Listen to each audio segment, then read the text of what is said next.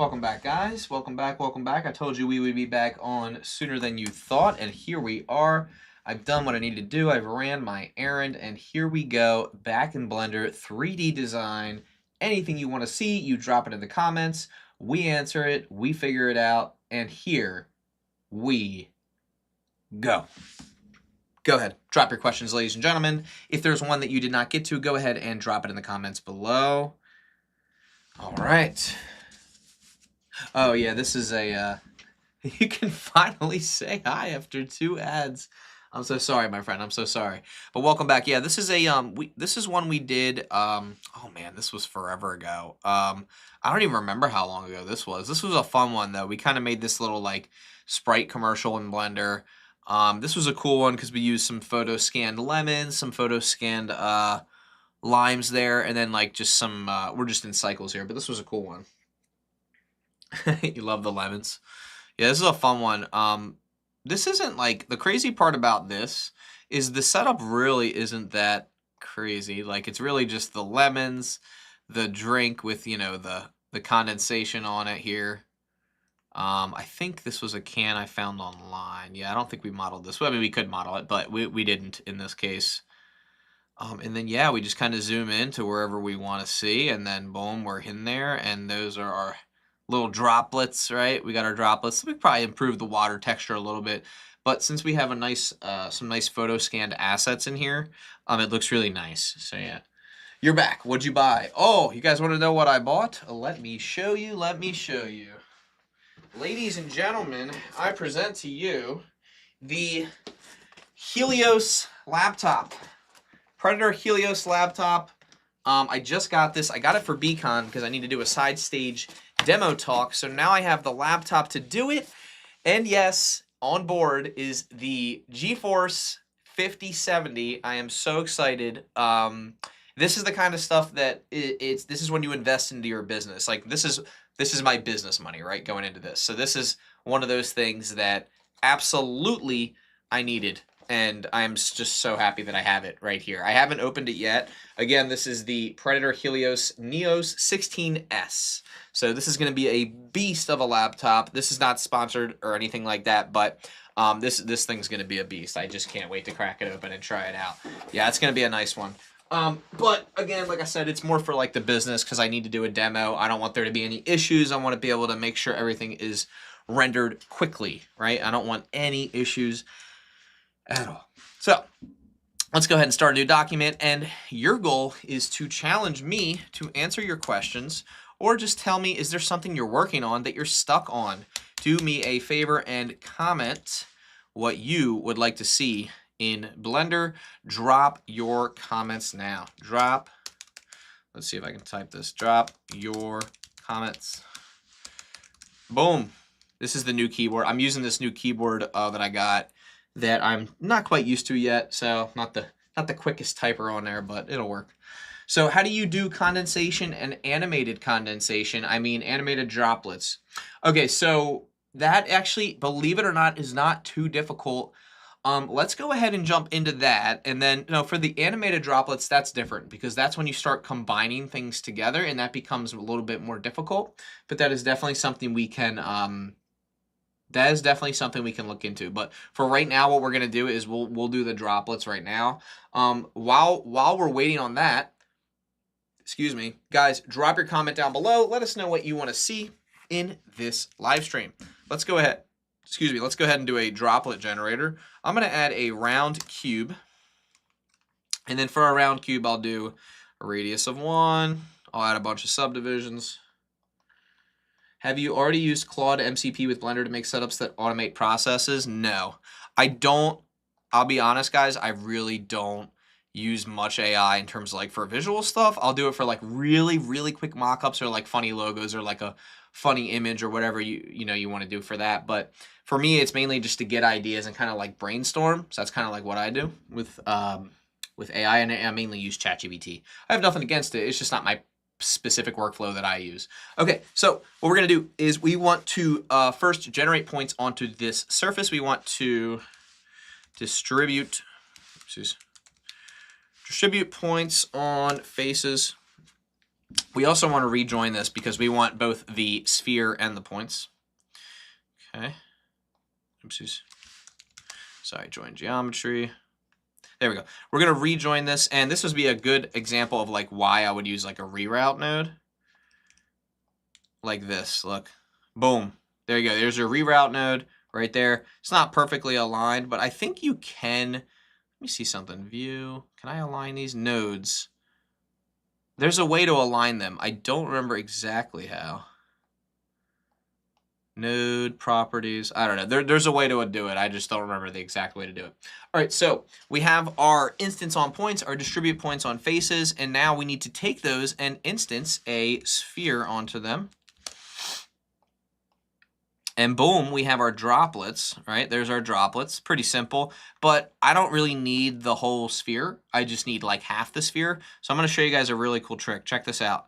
If you take your UV sphere, let me just do this. If I take my UV sphere, I can actually delete half of it. Watch, delete geometry. I want to delete the, no, not displace geometry. Although now I need to know what that is because I don't know what displace geometry is. I want to delete the geometry. Right now it's deleting all the geometry, but I only want to delete part of it. So let's do that. Let's take the position. If the position is less than, let's do less than, we'll do separate XYZ. If the Z position is less than 0, then we'll delete it. And boom, look at that. Boom. So what we've done is we have taken our sphere. There we go. We've taken our sphere. We've deleted the bottom half. So now what I'm going to do is I'm going to take all of this. I'm going to group it. I'm going to take that node group. I'm going to rename it. I'm going to go ahead and rename it and call it half sphere. And then I'm going to plug it into my instance. Well, I need to give it an output. There we go. So now when I plug it into my instances and then I rejoin everything, now there's our half spheres. There's only one problem. They're not aligned to the surface. So how do we get that to happen? We have to use what is called an align rotation to vector. And we'll plug in our normal of the distribute points on faces. And then we'll plug in the rotation. And boom, now they're all facing the same way. And you're probably thinking, cool, but we need to give them a value for the scale. Let's do that now. There's your value for the scale. Now we have our half spheres that are facing the correct way. I also want them to shade smooth as well. There we go. And now we have a little bit of a setup that's starting to look pretty decent, right? We have our sphere, we have our dots. Let's scale them randomly. So let's do scale instances. All right, and then for our instances, I will scale them randomly by using a random value. And boom, now we have it. And there's your droplet generator right there. And if you want it to be more dense, you just increase the density, right? And then if you want it to be smaller, you obviously can adjust that as well. That's your like master scale.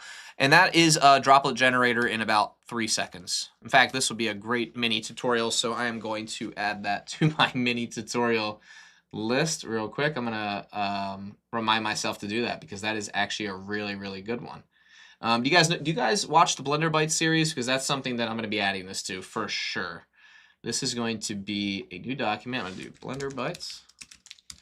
And I'm going to call this one Droplet Generator. Boom. Perfect. All right. I'll post that one. Perfect. Okay, so guys, drop your comments. What is it that you want to see next? All right. Can you give the bubble? Can you give the bubble? The recommendation before using an LLM. Oh boy, I just got another ad. Gotta switch to my browser. Oh gosh, you got another ad? Do you have YouTube Premium? I don't. I'm just curious if you do.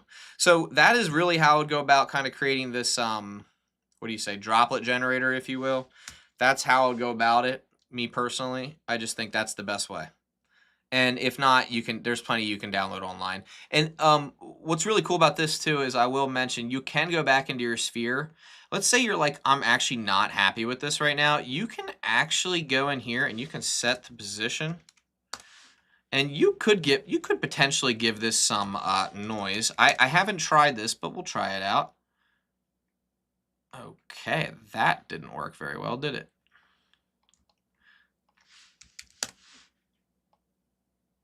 That did not work well at all. Let's try set position after the fact, and we'll do noise texture. That doesn't seem to want to work at all. Okay, maybe that won't work. All right, I stand corrected. I thought maybe it would, though. Normally, you can do that pretty easily. Oh, I know. I think I know. Hold on. Set position, noise texture. Oh, it's the off. I was plugging it into position. I'm sorry. I should have been plugging it into the offset. Anyway, the point of that was if you adjust the scale, you can kind of make them a little more bumpy, but obviously we're getting some issues here. So let's turn the scale way down. This gives them some variation, but obviously you're going to have issues where it's popping off of the that area there. So let me see what happens if we do this over here instead. Okay, we're setting the position, and we're getting weird results. Okay, something to look into. I normally don't do that because I haven't done it before, but I do have my own droplet generator that I've launched, so it works very similar to this. All right, next question, ladies and gentlemen, go ahead and drop it in the chat. Feel free to challenge me or feel free to call me out if I don't know my stuff. This is my goal to learn as much as I can, and it's your goal to want to learn as much as you can as well. These are strictly educational, and we should all want to get better at Blender. So if you have something that you want to see in Blender, drop it in the comment below. If not, I will work on something else. We'd have to put some work in geometry nodes. Yeah, so there's a lot you can do in geometry nodes. Like one of the cool things when we talk about it all the time is like displacement. So I think if I was looking, I saw there is a displace geometry, and I don't know what this does. I'm not 100% sure.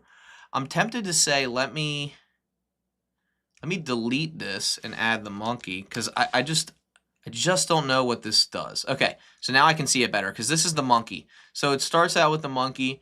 Displace geometry seems to kind of push everything out. Like, I don't think it's doing anything there. I'm not quite sure like what's actually what this is actually doing. Yeah, I gotta tell you, I don't really know what that's doing. Geometry nodes with joints and bones. Oh Lord, you want geometry nodes with joints and bones? Okay, let's try it. So you're saying like create something that has a joint. So here's how I might go about that. This is, I mean, let's explore this, right? Because let's just pretend that we have an arm, right? And the pivot point is the middle. We'll make that like a sphere to keep this simple. Let's add the let's add two things. Let's add a cylinder. Okay, see, I don't know if I'll be able to make this work, but I will definitely try. All right, let's pretend we have a cylinder, okay? And I will set the position to be, usually you can take the depth and then add. So this is where math comes in handy. Someone was asking me about math earlier. This is where it would come in handy. Even though it's going to be generally simple math, we're still going to do it. So right now the depth is 1, right? That's the height. I don't know why they say depth. I really wish they would just say height, because it's like if you're going to do it, be consistent, right? So value wise, let's just say we wanted the depth to be 1, right? So we know the depth is 1. Perfect. That's easy. We plugged in 1 to the depth. But I also want that to control, I want this to go up, right, a certain amount. I want it to go up 0.5, so basically half of the depth. So now I can take this and I can do a math. Instead of adding, I can just divide it, or I can multiply it by 0.5, and I should be able to offset this by that amount. But remember, we're combining x, y, z, and because we're doing that, we need to only plug it into the z-axis. Now, here's the real tricker. Here's the real trick. Does this work for everything? Yes, it does, right? So you always have to test it. So normally, you're probably thinking, well, this isn't really that impressive, but actually, it kind of is, because we're using math to figure out, okay, I want the bottom origin of this cylinder to always be half the length. And now, when we adjust this value, we can choose any custom height for our cylinder, and it'll still adjust, right? It seems, please do something. It seems boring. I have an XPG Starker Air gaming case. How would I go about modeling the front whole panels especially? I promise you we'll go over that after this Bones example. Abdullah, I'm not really sure. Oh my gosh, he's trolling. He's trolling. Ladies and gentlemen, welcome. We have a troll. How are you a #1 contributor? Oh, it's just because you're commenting the most. All right, so we have a cylinder. Regardless, we're going to keep going. That's hysterical. All right, so I'm going to add a cylinder to the other side as well, but I want to show you something. We can actually transform this geometry. And look, see how when we rotate, it rotates now around the correct axis? Look at that. That's what we want. So now this can be the top part of the arm bone, and then we'll take another one of those and we'll flip it. So I think I will... Let me think about this for a second. I'm going to take these. Let me think. I'm just going to make sure I'm making sure I'm doing this right. All right, I'm going to delete this. I'm going to group this. Okay. And for the group input, I want to control the depth and this, which will be controlled right here. I'm sorry, not the radius, the depth. There we go. So there's the depth. And then what I'm going to do next is I'm going to duplicate this twice. Okay, we're going to go here, we're going to go here, and we're going to go join geometry. And then we're going to move all this over like this. And now we're going to have a second one, but this time it's going to go into the negative. So I'm going to take this and I'm actually going to flip it. So I'm going to first do, let's see, I'm going to rotate it all the way around. This is going to have to rotate all the way around. So this is going to automatically be -180, just like that. And then we could actually transform it after the fact. So now we could like transform it as if it's part of the bone, right? So you can kind of pretend like this is the middle joint. Now you're probably wondering, okay, this looks cool, but then like we also need a sphere, right? So UV sphere. All right, so we take a UV sphere, we put it in the middle here, we reduce the radius, and now this is the joint of the bone. So now what we can do, and this is where it gets really cool, in my opinion at least, we can link these transform geometries together. But look, now I can rotate the bottom of this bone, right? This is kind of like the bottom rotation. And I suppose if you really wanted to, you could do like inverse kinematics. So when one thing rotates, so does the other, right? And here's another cool thing. We can actually instance this sphere onto the end of these, or we can have it kind of like snap in the middle, if you will. Another cool thing you can do is you could have it so that wherever the sphere moves, these other 2 points kind of like follow. But there's another way to do this too. So let's come back to this example because I want to show you guys something really cool. Bones and geometry nodes.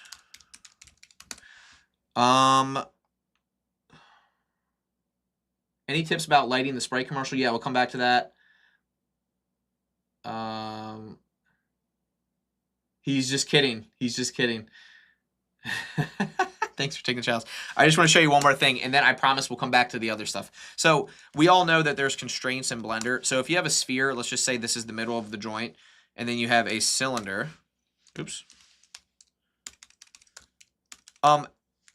So guys, look, only thing I ask about these live streams is that we keep it completely professional in the comments and constructive. We're not here to tear anybody down. So just please be really careful about like what you say. For the most part, we don't really ban people, but like it wouldn't surprise me if something like what we're saying right now could get you banned. So just be careful. We don't want to ban anybody. We want to include everybody, right? So let's just be extremely positive. So what I'm going to do is I'm going to add a constraint to this, and I'm just going to say, I'll do not stretch to. We'll try to do track to the sphere. So now look, whenever I move the sphere, see how it tracks to the sphere? Pretty cool, right? And I'm going to go ahead and copy the constraint here. So I'm going to go to Object Constraints. And this is an easy way to do it, but I probably could have already done it. Constraints, and you can do like copy from active. Oops, why did that? Okay, we'll just do it manually. We'll do track to, and then we'll do this guy. Oh, that's weird. Oh, it's because I didn't move it. Okay, so now look. We kind of have like a bone here, but then it kind of gets detached. So like how do we make it not get detached, right? Pretty cool though so far, right? Like it's kind of like, oh, like this is kind of moving how it should. And then what you could do is you could also say, oh, I want you to copy the X and Y location. So you can say copy location X and Y of this. So now, that didn't really work the right way, but you kind of get the rough idea. That's kind of how it would start with like a bone structure using constraints. But if we go back to geometry nodes, you could explore it like this. That's kind of how I'll go about it. And then you probably have to do some weird, funky math too. Okay, thanks for taking the challenge. It wasn't easy. Thanks, you're awesome. No problem. Humble Police, LOL. Just to clarify, is there a make bone node? I don't know. I haven't tried that. No. But hold on, I need to go back because someone else asked something. Oh, the lighting for the Sprite commercial, but then there was one before that. So the Sprite commercial is actually really, really simple. Oh, crap, I didn't save that. Oopsies. All right, the lighting is really simple for this, believe it or not. Ready for this? This is gonna be like, whoa, there's no way, there's no way. So there's actually only one light in this whole scene, and it's right here. It's right in the background. And all it's doing is it's projecting onto the surface so that behind everything that seems like there's a glow. Here's with no light, and here's with the light in the background. Other than that, it's just an HDRI. That's really all it is for lighting. It's really that simple. And that's why I try to encourage people to try HDRI textures, because they project natural light on your scene and you can get some pretty amazing effects, especially when you go into mapping and you start rotating things around. So that's a really, really easy lighting setup. You take a plane, you give it a little bevel, you put it behind your object just like this. You point an area light at it just like that. And that's really it. That's really it. And it just creates like a fun little lighting setup. All right, let me come back.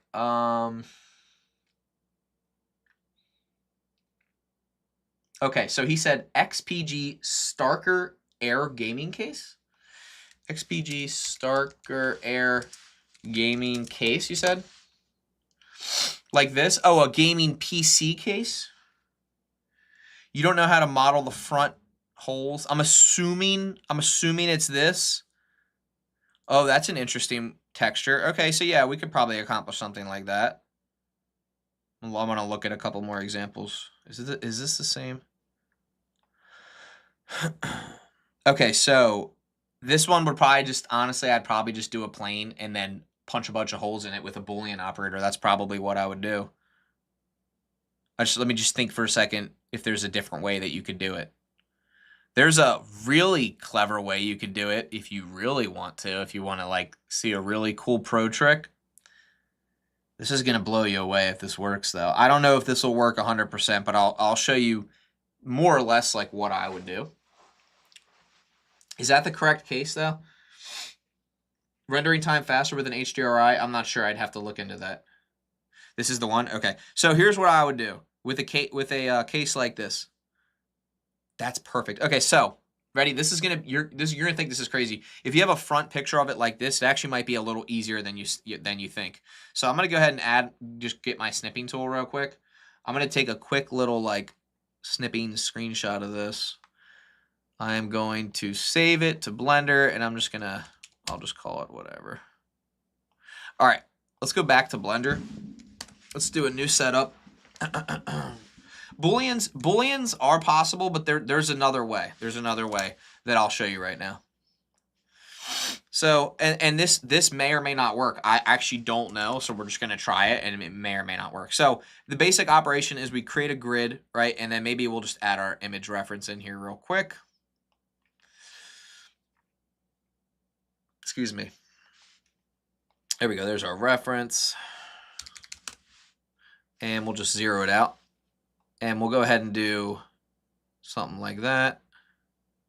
Okay, so now that we have our grid, what we can do, to kind of have it roughly the correct dimensions, is we can actually delete the geometry, but just only a specific part. I'm also going to do 400 by 400 for the vertice count. All right, we're in solid view. Let's go ahead and hide this. Let's go back to our cube, which is really just a plane. I'm going to add our image texture in here. Again, this may not work. I'm just going to experiment and see if it does, because I've done something very similar to this before and it worked pretty well. All right, so now you basically can take the color of this, right? And you should be able to what is it? I need a color ramp. Here. There it is. Okay, so what we should be able to do is we take the UV map of our, it's pretty cool, right? We take the UV map of our grid, okay? This is where it gets crazy. Now, obviously, you probably just want the front panel, but the way, this is the kind of stuff that's like, this is why I love geometry nodes, and this is why I love Blender. Now what we can do is we can be, if we had a perfect image of the front, and we just wanted that texture, well, we could just flip this and just say, oh, you know what? I actually want it to look like that. And boom, now you have like sort of the front plate. Now you want higher definition?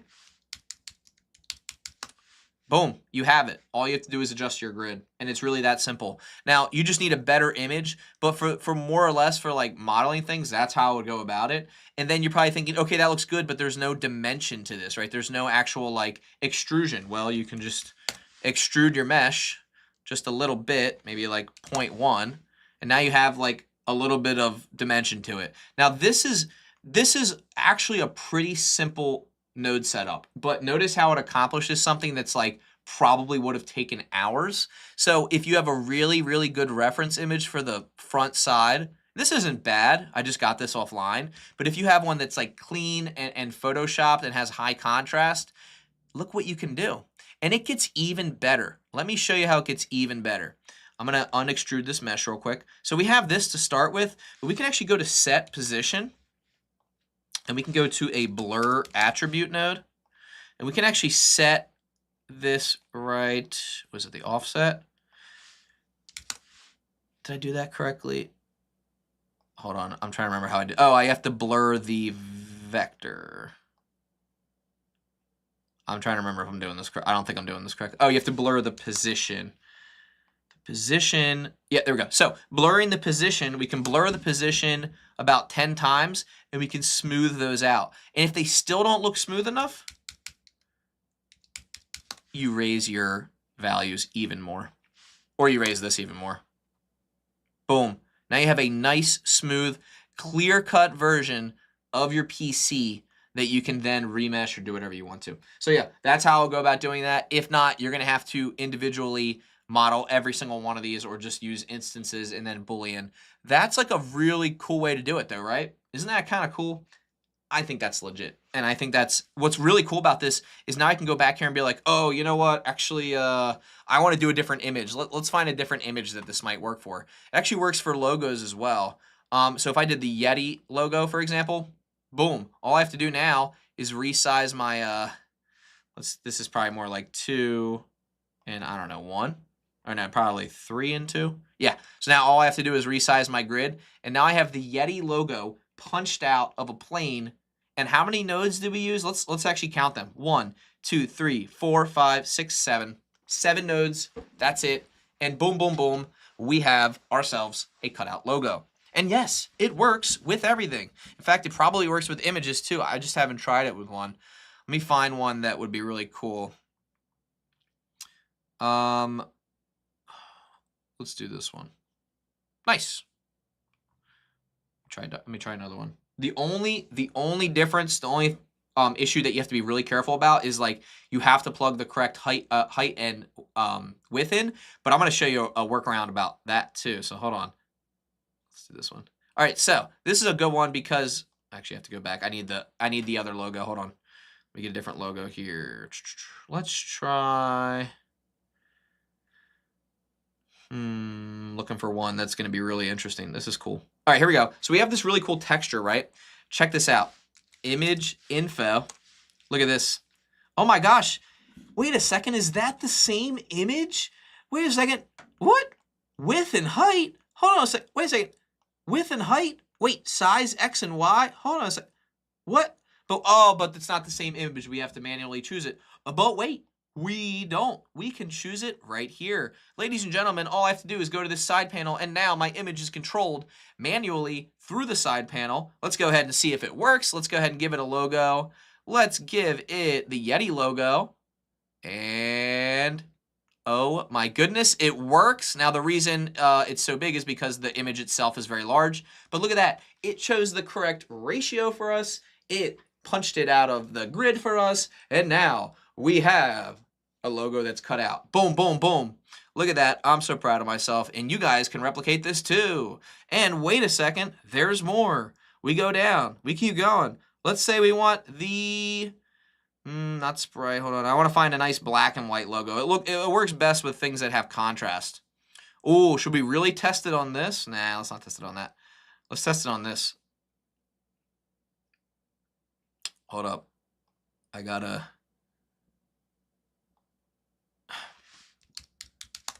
There we go.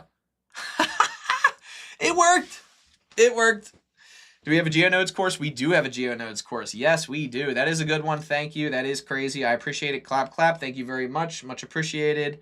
Could you use an SVG so that you get smoother lines? Would you get with a rasterized image? Absolutely. I believe that will work even better, but I probably wouldn't go through geometry nodes to do that. I would probably just import it and then extrude it. That's probably all I would do for that. Hey, I wanted to ask you about a phone commercial. I just want to know how to achieve those intense camera movements and smooth transitions. This is mostly done in post-production. Possibly. A dope sheet go pila. What now? All right, we'll do one more image, and then I'll show you guys how to do some cool, smooth camera movements. There's so many. Guys, there's unlimited ways to do that, too. Oh, I mean, we got to try it on Blender, right? Got to try it on Blender. Oh, no, it doesn't work. Oh, wait. Yes, it does, because it works on any image, because we configured it like that, because it's completely procedural, and it uses the width, the height, the image texture, a color ramp, a grid that we can adjust the density of, and the smoothing factor that's controlled by the position driven into a blur attribute, because we can do anything using geometry nodes. And guess what? But wait. There's more. Well, first of all, let's look at the wireframe. How does it look? Oh my gosh, that's a dense grid. If only there was a better way, Kenny. But wait, there is a better way. We can actually take this and we can merge by distance. If I can spell it, merge by distance. Now, be very careful with this because one, it takes up a lot of processing space, and two, it may destroy your result. Watch closely. Did it destroy our result? No, it didn't, and actually it didn't work too bad. Let's try 0.5. All right, that's a little bit better, but then look, be very careful because look what happens. We start to destroy the mesh. So be very, very careful. But you're probably thinking, but wait, Kenny, can't I just reuse the set position and then blur the attribute of that again? I don't know, let's try. And yeah, kinda. Yeah, you kinda can, actually. And it actually doesn't work that bad. And then now that we're doing that, let's just merge by distance by 1. Now remember, be careful because the more that you do this, the lower the quality becomes, right? But then once you have it to a spot that you like, you can extrude your mesh. Just be really careful with the density because it can get a little finicky, okay? So that is how you do that. What technique is used for a pixelated animation that appears near cam setup? Near cam setup? I'm not going to save this. You know why I'm not going to save this, guys? Does anybody have any idea why I'm not going to save this? You're probably like, oh my gosh, all that work and he's not going to save it. There's actually a couple reasons. One of them is that I don't have a lot of space on my computer. But the other one is because... Anybody? I already know how to recreate it. I know how to recreate it. This idea, it comes and it goes and it's gone. But I already know how to... It's up here. It's up here. This is my 50 million terabyte storage in my brain, along with all the other anxieties and worries I have in my life. Okay, here we go. So let's do pixelated, and then we'll do the smooth camera shots. Or why not both? Porque lo nos dos. So let's add a... We'll go ahead and click add image, and then I'll do image mesh plane. So a mesh plane is basically a plane with an image on it, is really what it is. It's different than a reference image because a reference image is more like an empty, like it doesn't actually have like geometry to it. Let's add the... Let's do the lava lamp. All right, so we got our lava lamp here. I'm going to go to the shader editor. I'm going to go to view frame selected. So here's our lava lamp. In order to make this thing appear like, what did you say, pixelated? I would probably just add a Voronoi texture. Okay. Sorry, not there. I would add a Voronoi texture here. Oh my gosh, hold on. There we go. I would add it here. And I would do, is it color? No, it's position, I think. There we go. So right here, we can plug this in, choose no randomness, and now we have a pixelated version of our lava lamp. So we can basically just choose the scale of how pixelated it is. Obviously, the larger the scale, the less pixelated it becomes, but the lower the scale, the more pixelated that it becomes, right? So this is a really simple way to get like a pixelated image in Blender.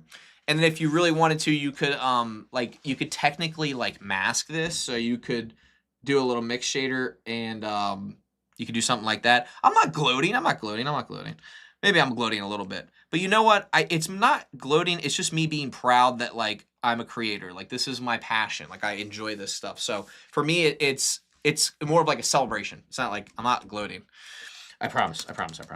Okay, mix shader. So I had too much coffee today. So let's go ahead and add our mix shader. Let's duplicate this, right? So this one's not going to have the pixelated version. So now when we mix it together, right, we have a mixture of both of them. But here's what's really cool. We can actually kind of like control where that mixture is with, you guessed it, ladies and gentlemen, incoming, featured today, the color ramp.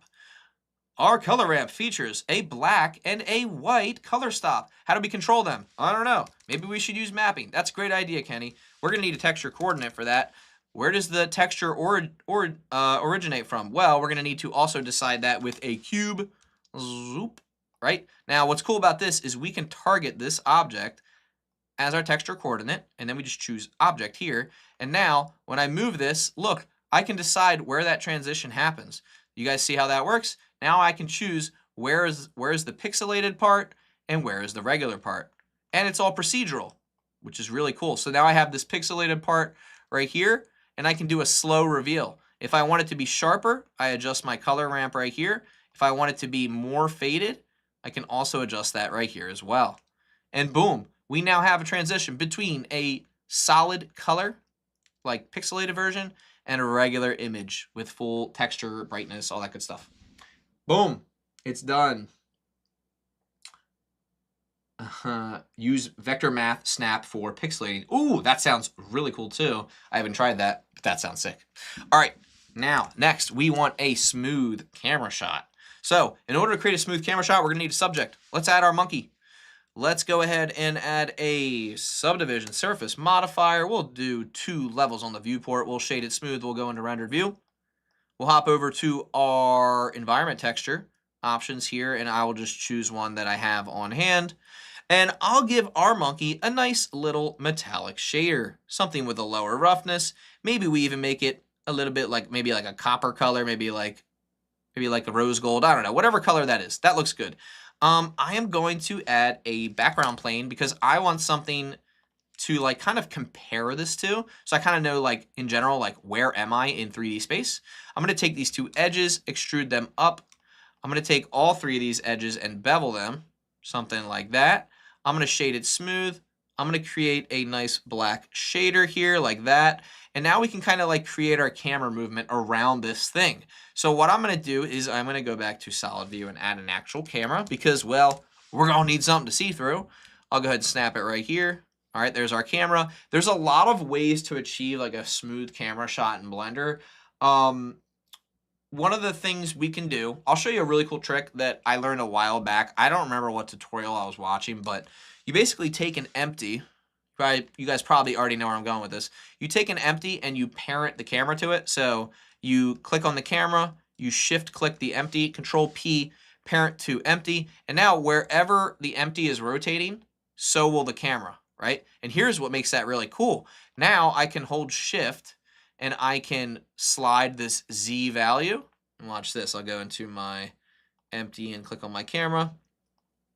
We'll just narrow in on this. Now I'll go to my empty and now look at this. I can now create a smooth camera shot by using interpolation and keyframes. And I'll show you how we're going to do that. 1920 by 1080 would be the size we're looking for. And you know what? Let's make it a little interesting. Let's take our camera. Let's go ahead and give it an orthographic lens. And let's give it some ridiculous depth of field because we can.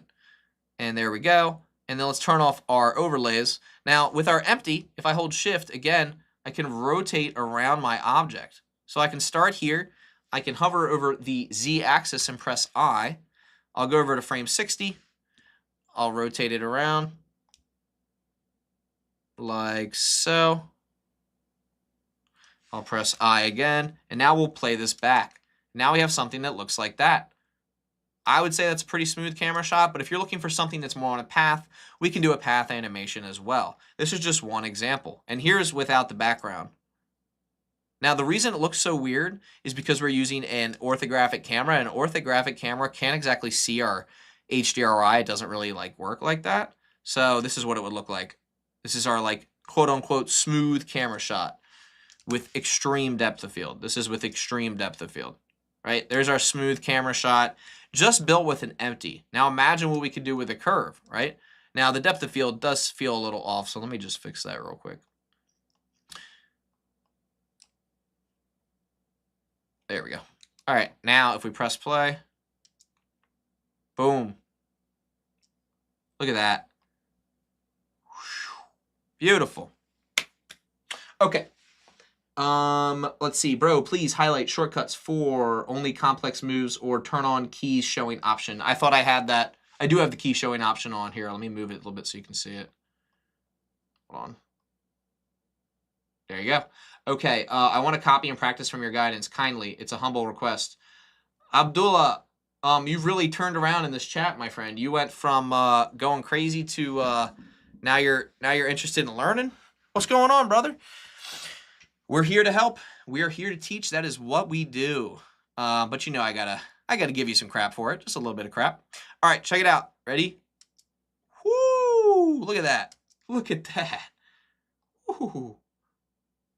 Oh, smooth yet fast movements. Oh, okay. No, okay. So if you want smooth yet fast movements, what you're probably talking about is the interpolation. So we have two keyframes on our timeline. I'll press A and then right click. A selects all your keyframes. I'll right click, go to the interpolation mode.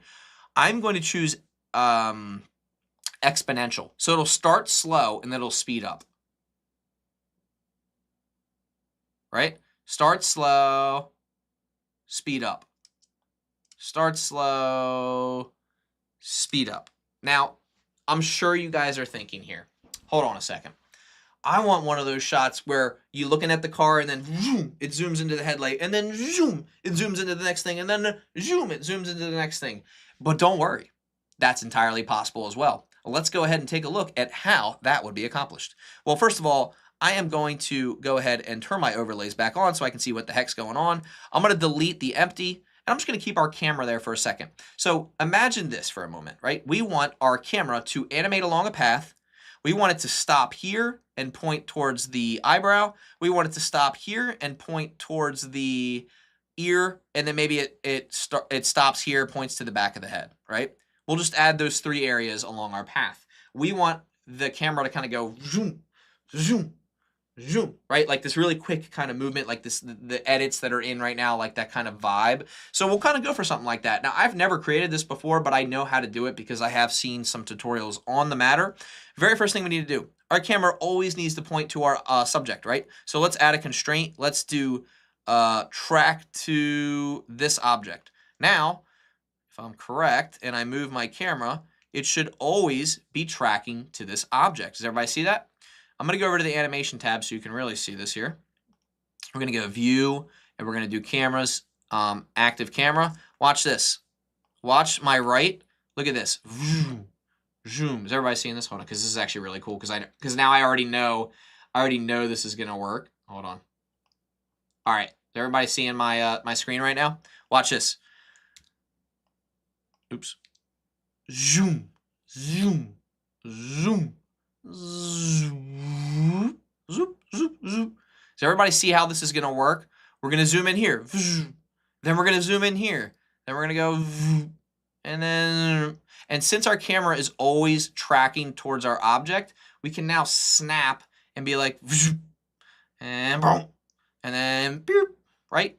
This is actually a really cool technique. I might have to make a little mini tutorial about this. So first thing we want to do, let's start with just kind of like a panned out version of this. So we'll start here. I'll press I. Now for the purposes of this tutorial, I will actually lock my focus onto Suzanne, and I'll just do a focus of like an f-stop of 1 just to kind of keep this really simple. And then I will make my background transparent because right now I just want to focus on like the movement. All right, I say by frame 12, it should be nice and zoomed in here. Like right here. So let's press I. So here's the first movement, right? And then we want it, maybe we want to sit there for a second. So I'll take my keyframes here. I'll duplicate them to maybe like, I don't know, 18. And then I want to go from 18 to 30.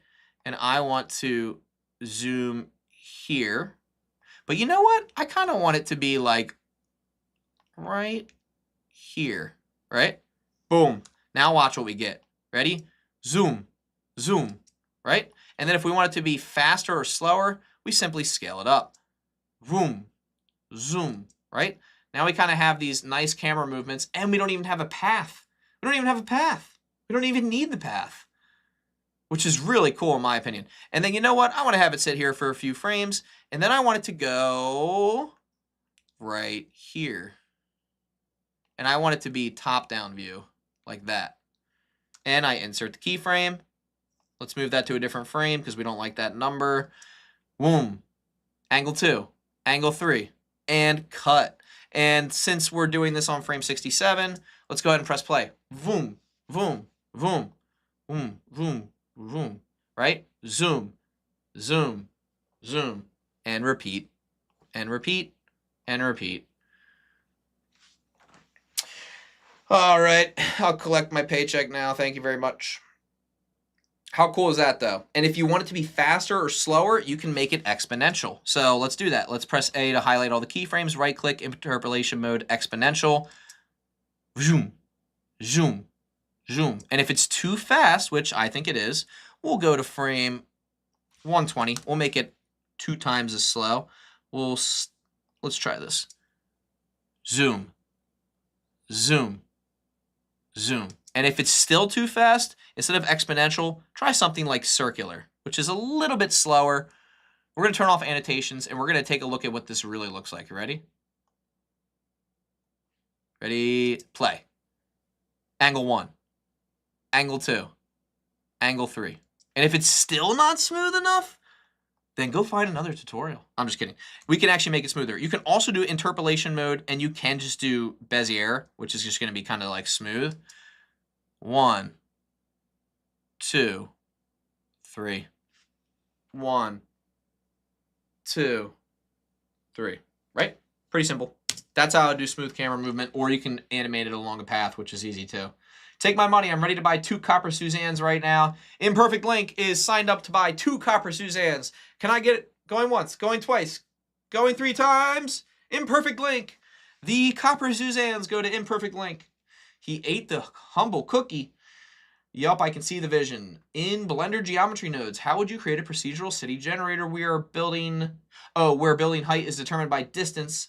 The closer to the center the buildings are taller, further the smaller away. Mark, that's actually really easy to make. I'm going to go ahead and make a new, I'm just going to make a new thing here. We'll go to geometry nodes. We'll add our cube. Maybe this is the last thing we do. Let's see. Okay, here we go. All right, so in order to make a city, I would probably start with a grid because, well, basically is a grid, right? We'll just do like, I don't know, 100 by 100. We'll do instance on points. Where's instance on points? There it is. We'll do instance on points. And then for our instance, we'll just do a cube. Okay. And in this case, we need our cube to be smaller. So let's do a value. And you know what? Let's make this a little bit bigger. There we go. And let's make this 10 by 10. There we go. There's our cubes. Now we need them to vary in height. So what we'll do is we'll do scale instances.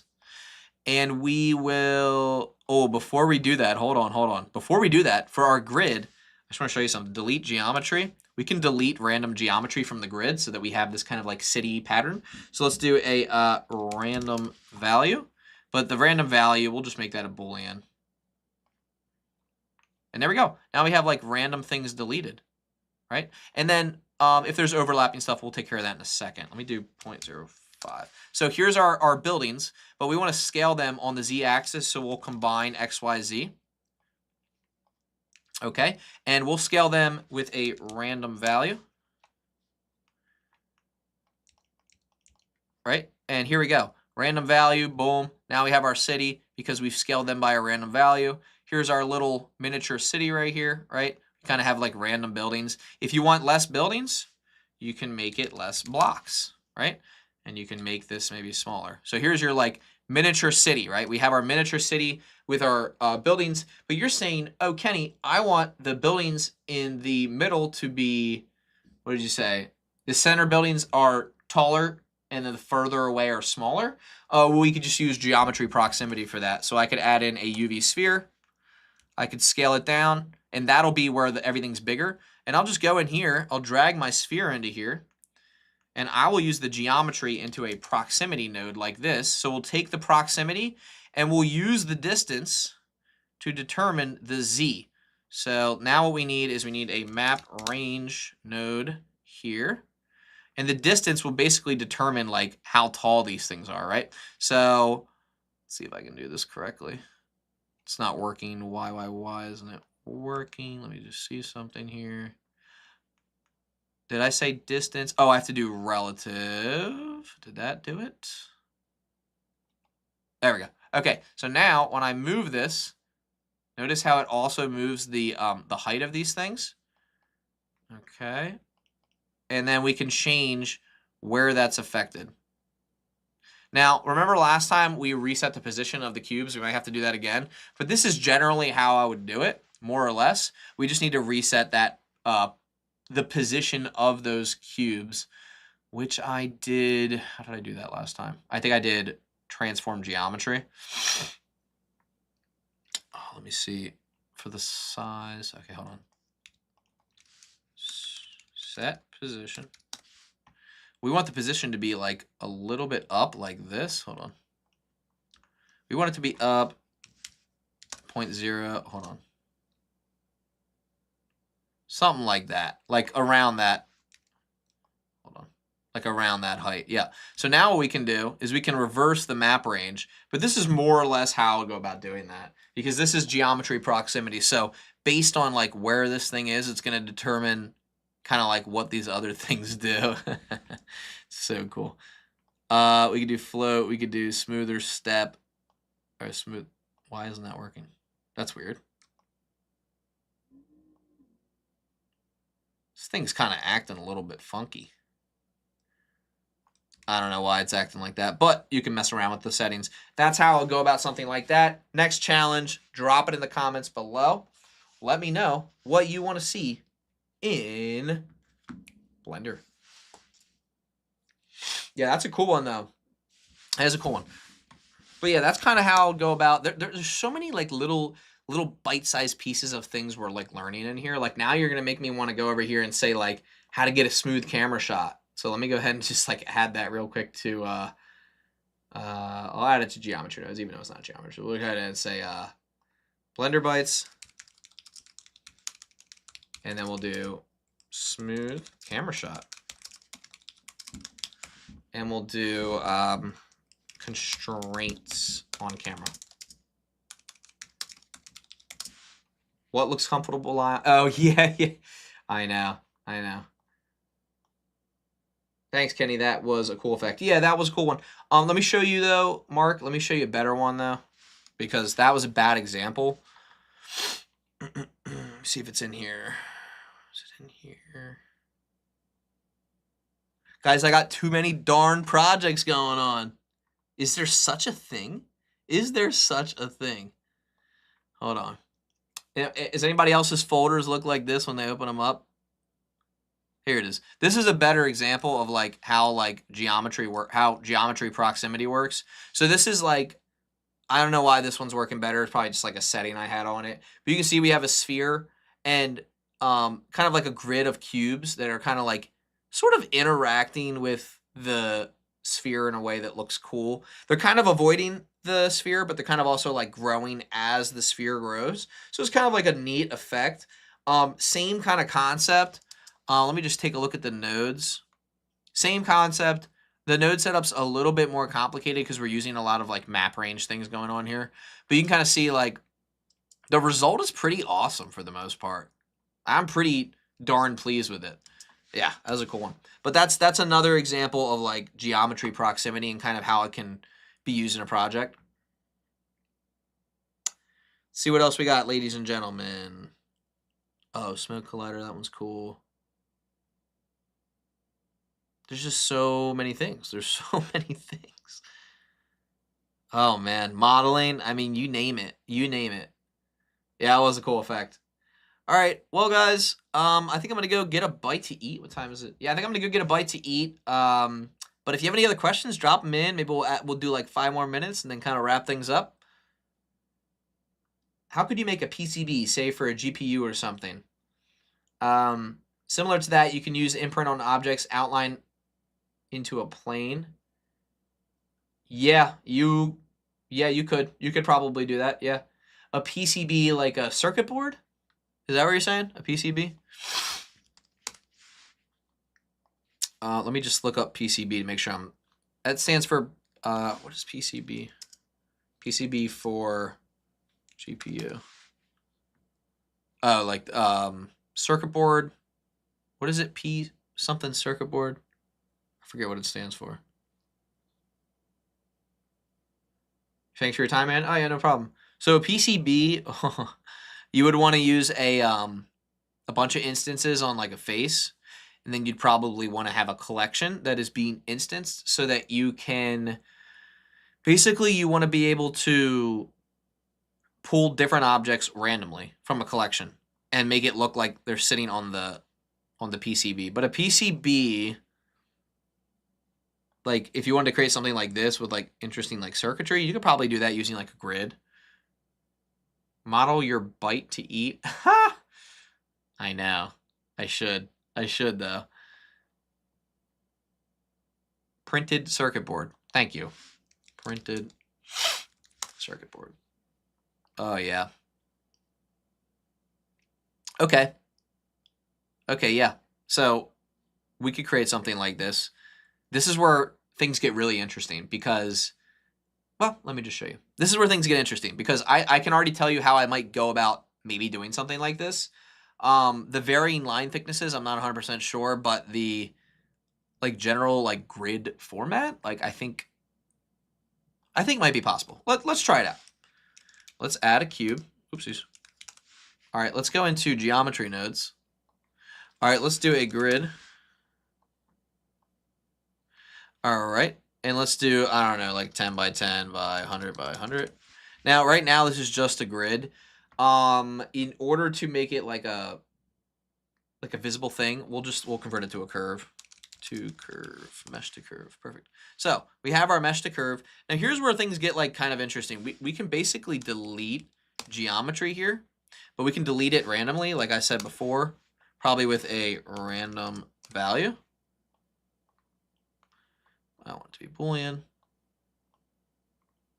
So we have our random value, right? Now we kind of have these like randomly connected things. We can also triangulate this because I think I did this before. Triangulate, where do you want to do that? Right here. You can kind of like triangulate it. I haven't tried to triangulate it here though. Let me see what it looks for after. No, I don't like that. Okay, so we'll do that.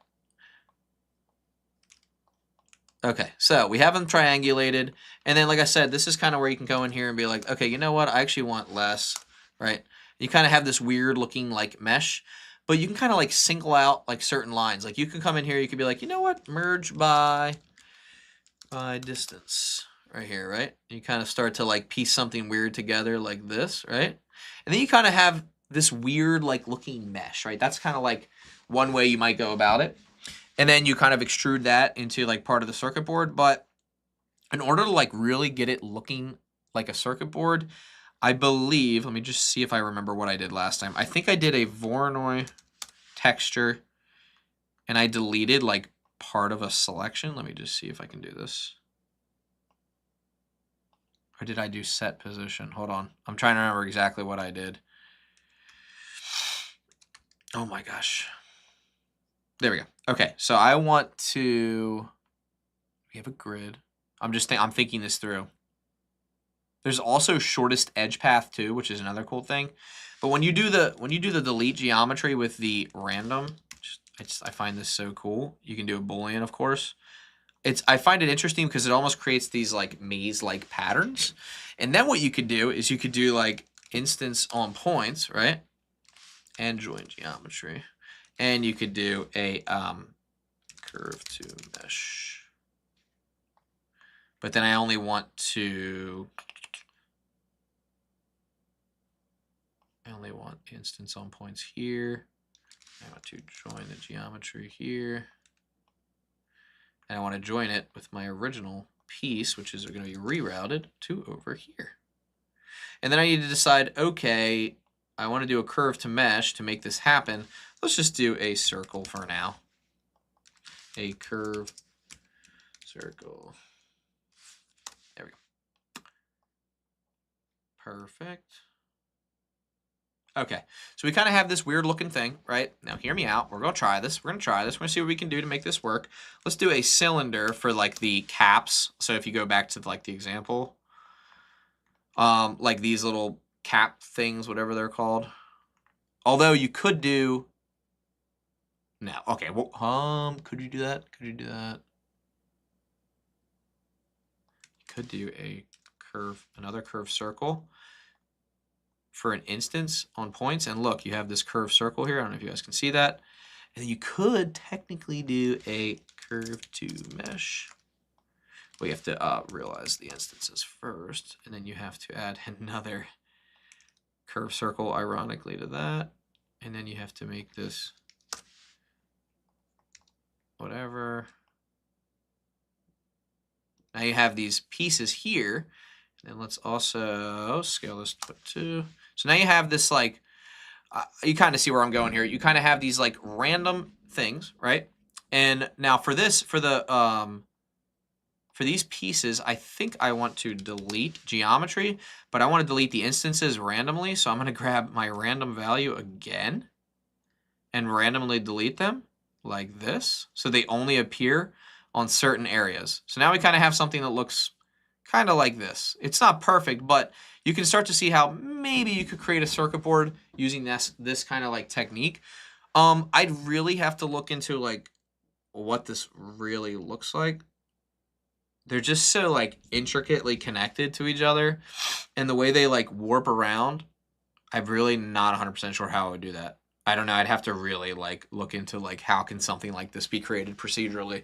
It would be really cool, and it's definitely possible. I just don't know how. And also I'm realizing now, instead of doing curve to mesh, I can just do fill curve right here like this, and I can just fill it with a dot, and then I can do extrude mesh. I can just extrude it a very small amount, just like that. And now we have these little things. There we go. That's already starting to look better. Already starting to look much better. Link to the GeoNodes course. Yes, absolutely.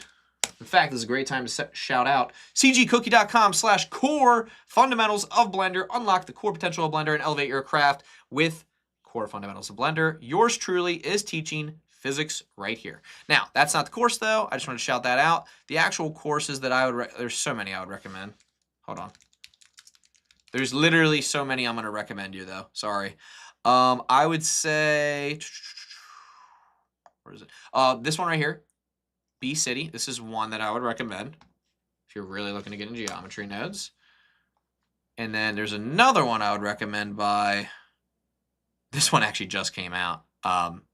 This one is by Kaizen. This one I would recommend as well. If you guys are really looking to get into geometry nodes, this one's sick. And then there's an even another one. Where is it? Where is it? It's by CG Matter, I'm pretty sure. Browse, explore library. Where is the darn thing? It's somewhere in here. There was a Blender geometry nodes. I just don't remember exactly like where it is, but it was really awesome. Animation rigging. Remind me to look up where the heck that thing is, because it's quite awesome. But it's by CG Matter. From a beginner's perspective, I would just start with the basics of Blender. This right here. Basics of Blender. That is what I would suggest. Yep, absolutely. And then obviously we have a bunch of content on YouTube too, but if you're looking to like get into a course that's really going to describe all the little intricate details, that's probably what I would do. All right. Any last minute questions before we log off here, ladies and gentlemen, because I am tired. I got to get something to eat, and I think it's time to wrap this thing up. I think we've had a fantastic live stream. Fantastic live stream today. I'll give another minute for comments, questions, concerns. If there are none, we're going to go ahead and log off here. And it looks like we might be good to go.